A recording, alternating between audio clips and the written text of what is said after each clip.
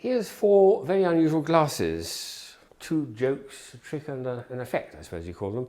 The first one is the old greedy cup, but this is the form of a glass. There's a self-siphoning mechanism.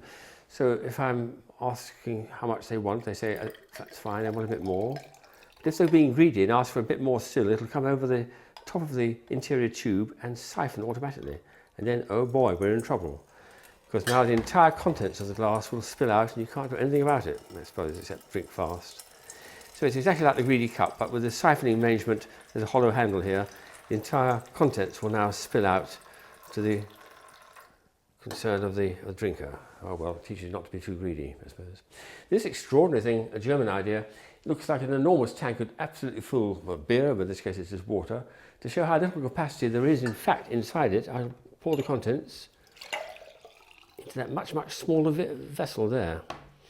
Now the reason is that the interior of this, there's a very large glass bulb here, which is of course a hollow bulb, but occupies most of the interior of the stein, they call these. So there's almost nothing to drink there, so you can show people what a wonderful drinker you are when you get through this, and all you're doing is drinking almost half the capacity.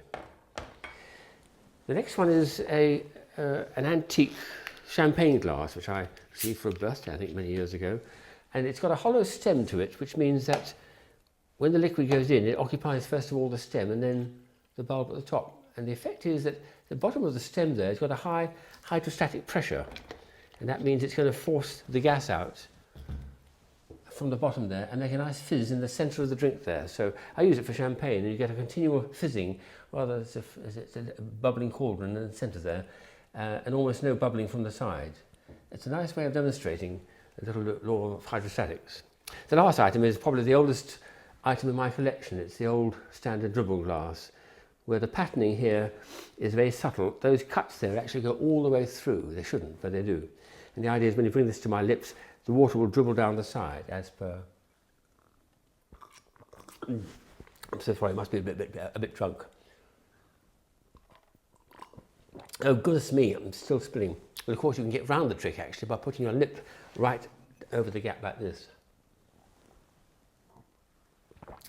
Then you can catch out the trickster because you're not being dribbled down. Oh well, cheers.